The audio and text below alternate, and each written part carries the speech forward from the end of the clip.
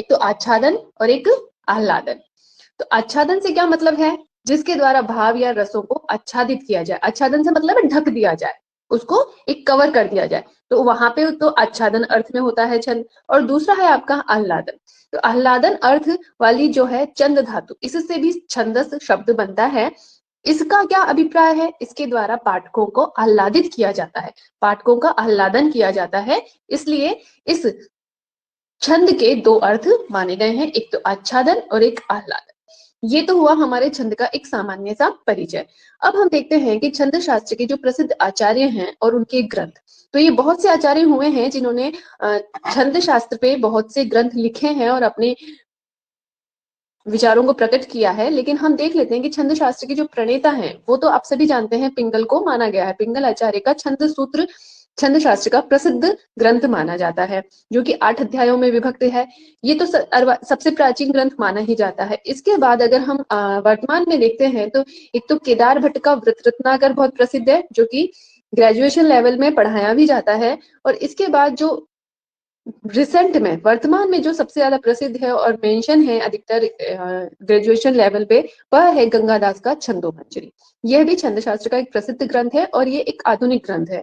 इसमें गंगादास ने अपने छंदों का विवेचन करते हुए छंदों के उदाहरण में उस छंदों के नाम को भी गिनाया है। जैसे अगर वो मंदाक्रांता का कोई उदाहरण दे रहे हैं तो उसमें वो मंदाक्रांता शब्द का भी प्रयोग आ रहा है उस उदाहरण में, तो जिससे कि उदाहरण भी याद रखने में बहुत ही आसानी हो जाती है। लेकिन अपने सिलेबस में जो है छंद और छंद के उदाहरण वो है आपकी अभिज्ञान शाकुंतलम से, तो हम अभिज्ञान शाकुंतलम के अनुसार ही यहाँ पे देखेंगे। तो पहले हम देख लेते हैं कि छंद के प्रकार कौन से। पहले हम छंदों का विवेचन करने से पहले कि अनुष्टुप का क्या लक्षण है, इंद्र वज्र का क्या लक्षण, क्या उदाहरण है, उनसे पहले थोड़े उसकी भूमिका को देख लेते हैं कि छंद होते क्या है, कितने प्रकार के हैं, लघु ह्रस्व क्या है, गण विचार क्या है, जिससे कि हमें उसको समझने में बहुत ही आसानी होगी और उस पर घटन बहुत आसान हो जाता है। अब देखते हैं छंद के प्रकार। छंद दो प्रकार का होता है, वृत्त और जाति। वृत्त को ही वर्ण वृत्त कहा जाता है, यही वर्णिक छंद है। ठीक है, छंद के कितने प्रकार हुए? दो। कौन कौन से? वृत्त और जाति। वृत्त को वर्ण वृत्त और वर्णिक कहा जाता है। इसमें क्या किया जाता है? इसमें जो प्रत्येक पाद होता है अर्थात प्रत्येक चरण होता है उसमें गणों के अनुसार वर्णों की गणना की जाती है। जैसे कि इंद्र वज्रा छंद हुआ आपका, उपेंद्र वज्रा हुआ, मालिनी हुआ, वसंत तिलका हुआ, वंशस्थ हुआ, ये सभी आपके छंद कौन से कहलाते हैं? ये आपके वृत्त छंद कहलाते हैं, जो कि वर्णिक छंद के अंतर्गत आते हैं। दूसरा आपका कौन सा है? जाति। जाति क्या है? एक मात्रिक छंद है। इसमें प्रत्येक पाद में मात्रा गणों के अनुसार अर्थात मात्राओं की गणना की जाती है, जैसे कि आर्या। प्रत्येक श्लोक में 4 पाद या चरण होते हैं और श्लोक के जो चतुर्थांश होता है उसको पाद कहते हैं। जैसे आपने देखा होगा अधिकतर श्लोक आपके जो होते हैं वो 4 चरणों के होते हैं। और प्रत्येक छंद की जो एक पाद है उसके बाद यति के लिए कोमा लगा दिया जाता है और दूसरी बार जब विराम आता है तो आपको ये खड़ी रेखा देखने को मिलती है। तो इस तरह से 4 पाद होते हैं। तो उसमें जो प्रत्येक उसमें आपके छंद के गणों की वर्णा और मात्रा की गणना की जाती है। अब हम इसको देखते हैं कि जो ये छंद है इसके भेद कितने। ये तो छंद के प्रकार हुए, वृत्त और जाति। अब इसमें जो वृत्त छंद है, वर्णिक छंद है, इसके अवान्तर भेद कितने हैं? इसके अवान्तर भेद 3 है। एक तो समवृत्त, एक अर्ध समवृत्त, एक विषम वृत्त। इनमें इनकी डेफिनेशन क्या है, परिभाषा क्या है, क्या अंतर है तीनों में? तो समवृत्त जो है इसमें तो चारों ही पादों में वर्णों की संख्या बराबर होती है, जैसे कि इंद्र वज्रा, वसंत तिलका, वंशस्थ इत्यादि जो भी छंद हैं इनमें चारों ही पादों में आपके वर्णों की संख्या समान होती है। फिर है अर्ध समवृत्त। इसके अंतर्गत होता है कि जो प्रथम और तृतीय पाद है वो समान होता है और द्वितीय और चतुर्थ चरण होता है उसमें समानता होती है, जैसे कि वियोगिनी और पुष्पिताग्रा। ये छंद ऐसे हैं जिनको अर्ध समवृत्त में माना जाता है। वैसे ही थोड़ा सा डिटेल में हो गया है, लेकिन फिर भी आजकल एग्जाम का पैटर्न बहुत चेंज हो गया है। आजकल जो परिपाटी चल रही है एग्जाम की, आपको लक्षण दे दिया या उदाहरण दे दिया, उसमें घटन पूछ लिया या छंद का नाम पूछ लिया, आजकल वो परिपाटी बदल गई है और थोड़ा सा डीप में जाके प्रश्न पूछे जाते हैं। तो हम इसका थोड़ा डिस्क्रिप्शन भी देख लेते हैं कि ये क्या है, क्योंकि प्रश्न कहीं से भी आ सकते हैं, क्योंकि उन्होंने सिर्फ छंद और उनके नाम दे दिए हैं कि आपको ये पढ़ना है, लेकिन एग्जामिनर पूछ भी सकता है छंद कितने प्रकार के हैं, वर्णिक छंद क्या है, मात्रिक छंद क्या है, इसलिए तो हमें पूरा ज्ञान होना चाहिए। और एग्जाम के दृष्टिकोण से नहीं, हमें आगे अगर टीचर बनना भी है, अपन टीचर का एग्जाम दे रहे हैं, लेक्चरर का एग्जाम दे रहे हैं, तो हमें इन चीजों का ज्ञान होना चाहिए। अब देखते हैं विषम वृत्त। विषम वृत्त में क्या होता है, इसके प्रत्येक पाद में ही वर्णों की संख्या विषम होती है। जैसे उद्गाता, गाथा, इनमें प्रत्येक चरण में जो वर्ण है उनकी मात्रा असमान होती है, किसी में कुछ होगी, किसी में कुछ होगी। जैसे एक एग्जाम्पल के तौर पे देख लें, 4 चरण है तो किसी में तो 12 हो जाएगी, किसी में 14 हो जाएगी, किसी में 15 हो जाएगी। इस तरह से वहां पे वर्णों की संख्या भिन्न भिन्न होती है। अगर यहां तक में कुछ पूछना है तो आप ऑडियो ऑन करके पूछ सकते हैं। 1 मिनट का वेट करती हूँ मैं, फिर तो आगे चलते हैं। अभी तक हमने देखा छंद का अर्थ किस किस अर्थ में होते हैं, छंद के प्रसिद्ध आचार्य और उनके ग्रंथ, फिर छंद के प्रकार, और जो वृत्त है छंद अर्थात वर्णिक छंद है उसके अवान्तर भेद। इतना हमने अभी तक देखा। अब हम इसके आगे का विचार करते हैं। छंदों में सबसे मुख्य कार्य क्या होता है, उसपे लघु गुरु की चिन्ह लगाना। लेकिन ये लघु गुरु का हम विचार करें कैसे, ये वर्ण लघु है, ये गुरु है। तो सामान्य जो होते हैं वर्ण उनको तो हम देख लेते हैं, लेकिन कुछ नियम होते हैं जिनसे लघु को गुरु भी मान लिया जाता है। तो वो हम देख लेते हैं। लघु गुरु विचार। ह्रस्व स्वर को लघु कहते हैं। लघु स्वर कौन कौन से हैं, अ, ई, उ, री और री, ये आपके लघु स्वर कहलाते हैं। जैसे राम लिखा तो इसमें राम है तो दीर्घ हो गया और म में लघु हो गया। फिर है आपके दीर्घ स्वर को गुरु कहते हैं, और गुरु स्वर कौन से हैं, आ, ई, उ, री, ए, आई, ओ, औ। तो यहाँ पे जो रा है ये आपका दीर्घ स्वर में आ जाता है। अब ये तो एक सामान्य नियम हो गया जो अब हम सभी जानते हैं कि जहाँ पे भी गुरु वर्ण होता है, दीर्घ स्वर होता है, वहां पे हम उसको गुरु मान लेते हैं, और जहाँ पे ह्रस्व स्वर होता है उसको हम लघु मान लेते हैं। लेकिन कुछ विशेष नियम भी होते हैं, वो कौन से हैं। लघु स्वर के बाद यदि अनुस्वार हो, विसर्ग हो या कोई संयुक्त व्यंजन हो तो वह लघु स्वर गुरु हो जाता है। जैसे आप अगर उदाहरण देखें तो अभी राम देखा तो राम तो शब्द है और संस्कृत में क्या प्रयोग होता है, पद। तो रामम, तो यहाँ पे ये तो दीर्घ स्वर है, इसमें तो ये मात्रा आई जाएगी। म ह्रस्व है यहाँ पे, लेकिन इसके बाद क्या है, ये संयुक्त व्यंजन है, ठीक है। या इसके बाद आप इसको अनुस्वार तो नहीं होगा जब तक अगला वर्ण नहीं आएगा। या रामः, ये कौन सा हो जाएगा आपका विसर्ग वाला। तो यहाँ पे म में ह्रस्व स्वर होने पे भी इस म पे गुरु की ही चिन्ह आएगा, गुरु की ही मात्रा लगेगी। क्यों, क्योंकि आगे विसर्ग है। लघु होते हुए भी इसको गुरु मान लिया जाएगा क्योंकि इसके आगे विसर्ग है। इसके आगे ये अर्धवर्ण है जो कि संयुक्त मान लीजिए, या इसको अनुस्वार में गणना कर लीजिए, तो इसलिए यह म भी आपका गुरु हो जाएगा। तो लघु के बाद यदि अनुस्वार हो, विसर्ग हो या कोई संयुक्त व्यंजन हो तो उसको भी क्या मान लिया जाता है, गुरु मान लिया जाता है। जैसे आपकी इस पंक्ति में ही अगर देखें तो यहीं पे आपको समझ में आ जाएगा। अभी संयुक्त शब्द है तो स क्या है आपका लघु, अ है, लेकिन इसके ऊपर अनुस्वार है तो इसको क्या मान लिया जाएगा, गुरु। ये हो जाएगा गुरु। यहाँ पे यू है, ये आपका ह्रस्व उ से युक्त है तो होना तो चाहिए लघु, लेकिन यहाँ पे बाद में इसके संयुक्त वर्ण है, आधा क और त, तो क और त बाद में होने से यू पे गुरु की मात्रा लग जाएगी। त तो ह्रस्व ही रहेगा लेकिन यू पे गुरु की मात्रा लग जाएगी। तो इस प्रकार से ह्रस्व स्वर से युक्त भी गुरु बन जाते हैं अगर आपके पास 3 तरह की कंडीशन हो। कौन कौन सी, या तो अनुस्वार हो जैसे कि स पे देख लिया हमने, विसर्ग हो जैसे हमने रामः पे देखा, और संयुक्त व्यंजन हमने यहीं पे देख लिया युक्त में। यहाँ पे आपके इस तरह से ये गुरु विचार हो जाता है। फिर एक और कंडीशन है जहां पे ये होता है, वह है पाद का अंतिम लघु स्वर भी, इनमें से कोई भी हो, आवश्यकता के अनुसार गुरु बन जाता है। अगर पाद पूर्ति करनी है छंद के लक्षण के अनुसार, वहां पे अंतिम वर्ण को गुरु बताया गया है, लेकिन हमारे उदाहरण में वो अंतिम वर्ण गुरु नहीं है, तो उसको आवश्यकता के अनुसार लघु होते हुए भी गुरु मान लिया जाता है। तो ये हमारे लघु गुरु विचार है जिससे हम छंद पे चिन्ह करते हैं, अंकन करते हैं।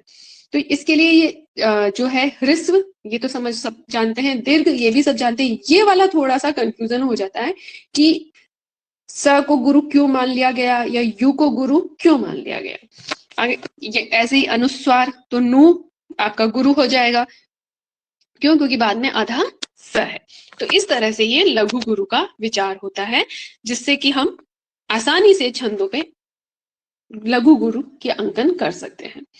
अब हम देखते हैं गण विचार। ये आपका थोड़ा महत्वपूर्ण है, इसको समझना कि कैसे गण बनते हैं। आपने सुना होगा यगण, मगण, तगण, ये कैसे बनते हैं, तो इनको देख लेते हैं। वर्णिक छंदों की गणना के लिए गणों का उपयोग किया जाता है। एक गण में 3 अक्षर होते हैं, सभी जानते हैं। जैसे यगण है तो यगण में क्या होगा, 3 अक्षर हो गए, 1 2 3। तो क्या कह रहे हैं ये कि वर्णिक छंदों की गणना के लिए गणों का उपयोग किया जाता है, मात्रिक के लिए नहीं। मात्रिक छंद जो है आर्या, उसमें इसका प्रयोग नहीं होता है गणों का, ये वर्णिक छंदों में होता है। यहाँ पे क्या किया जाता है, गणों का उपयोग किया जाता है। और एक गण में 3 अक्षर होते हैं। जो लघु वर्ण है उसके लिए तो इस तरह का चिन्ह, सीधी लकीर, खड़ी, इसको लघु कहते हैं। और जो गुरु वर्ण है उसके लिए अवग्रह, या अगर अंग्रेजी के हिसाब से समझें तो एस का चिन्ह लगा दिया जाता है। तो ये तो कहलाता है आपका लघु और ये कहलाता है आपका गुरु। इससे गण विचार किया जाता है या गणों की गणना की जाती है, गण का निर्माण किया जाता है। फिर इसके लिए एक श्लोक भी है जिससे भी हम इसको समझ सकते हैं। मस्त्री गुरु स्त्री लघुश्च नकारो भादि गुरु पुनरादि लघुर्य जो गुरु मध्य गतो रल मध्य सो अंत गुरु कथितो अंत लघुस्त। इसमें आपके जितने भी यहाँ पे बताया गया है ना, जैसे कि गण 8 हैं और 8 गण हैं कुल, जिनसे कि किसी भी छंद पे लक्षण बनाया जाता है। तो ये जो 8 गण हैं उसका इसमें समावेश कर दिया गया है इस श्लोक में। लेकिन अगर ये तो थोड़ा कठिन हो जाता है इसको याद रखना, तो एक बहुत ही सरल सा एक पंक्ति है जिससे कि गण बहुत ही आसानी से बनाए जा सकते हैं और उसको याद रखना भी बहुत आसान है। वह कौन सा है आपका, सभी जानते हैं, यह माता राजभान सलगम। इसके अंदर 8 गण भी हैं, लघु और गुरु, इनका भी कथन है। कैसे, य से यगण, म से मगण, त से तगण, र से रगण, जगण, भगण, नगण और सगण, और ल से लघु और गम से गुरु। तो इस तरह से यहाँ पे आप गणना कर लीजिए, 8 गण आ गए हैं और अंत में लघु और गुरु का विचार भी आ गया है। अब ये बनते कैसे हैं, इनको आप बहुत ध्यान से समझिएगा। देखिए, जैसे जो गण बना यही क्रम चलेगा, यगण, मगण, तगण, रगण, जगण, भगण, नगण, सगण, यही क्रम चलेगा यहाँ तक। लेकिन ये बनता कैसे है, जैसे कि उदाहरण के लिए हमें यगण बनाना है, तो यगण कैसे बनाएंगे, य माता राजभान सलगा जो हमारा है उसमें से य को ले लेंगे, म को ले लेंगे और त को ले लेंगे, उसके बाद के 2 अक्षर ले लेंगे। तो य क्या है हमारा, लघु, माँ क्या है हमारा, गुरु, और ता हमारा क्या है, गुरु। तो ये हमारा क्या बन जाता है, यगण का गण। यगण गण में ये चिन्ह लगते हैं। और देख लेते हैं इसके 8 गण में कैसे क्या है।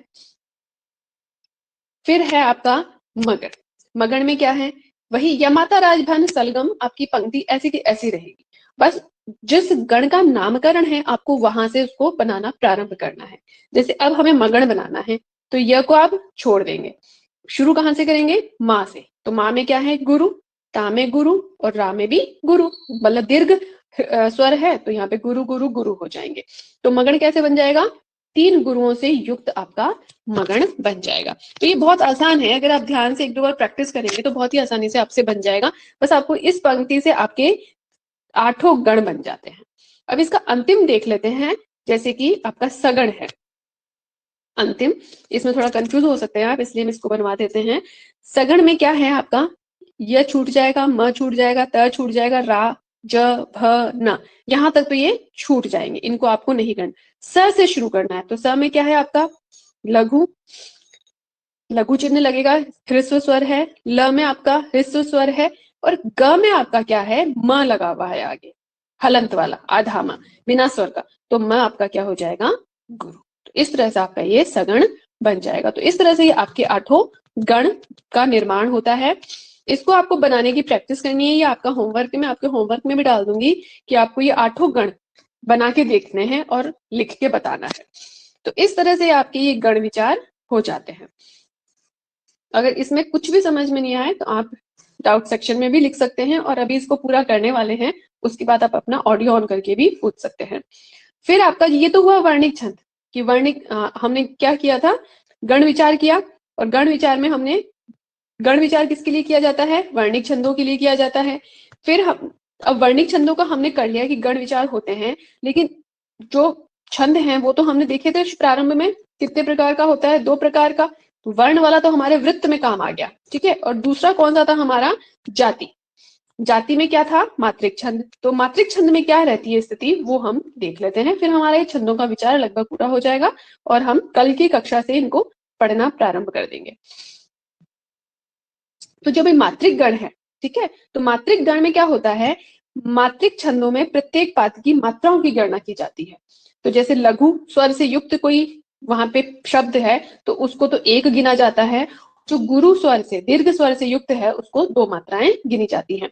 जैसे कि आप इन्हीं शब्दों से देख लीजिए, आपका जैसे ये पाद शब्द है तो पा में दीर्घ स्वर है तो इसको 2 माना जाएगा, और द में आपके ह्रस्व स्वर है तो इसको 1 माना जाएगा। तो ये कितने होगी संख्या में, कुल 3। तो इस तरह से मात्रिक जो छंद हैं उनमें इस तरह से गणना की जाती है वर्णों की कि उसमें कितने वर्ण हैं।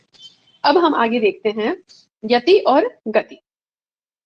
आपने सुना होगा कई बार यति लगानी है, जैसे मालिनी छंद है 15 वर्णों का होता है तो कहते हैं उसमें 7 और 8 पे यति होगी। तो ये यति क्या है उसको देख लेते हैं। यति से क्या मतलब है, श्लोक के एक पाद को पढ़ने पे जितने अक्षरों के बाद अल्प विराम, ध्यान दीजिएगा, अल्प विराम, विराम नहीं है, अल्प विराम होता है, उसे यति कहते हैं, जिसे कि हम सामान्य भाषा में क्या कहते हैं, कॉमा, ठीक है। और कॉमा का चिन्ह लगा होता है, लेकिन वहां पे हमें उस छंद को बोलते समय थोड़ा सा अल्प विराम भी लेना होता है बोलते समय। यति का अर्थ है विराम या विश्राम। जैसे आपने कोई भी मालिनी छंद है 15 वर्णों का है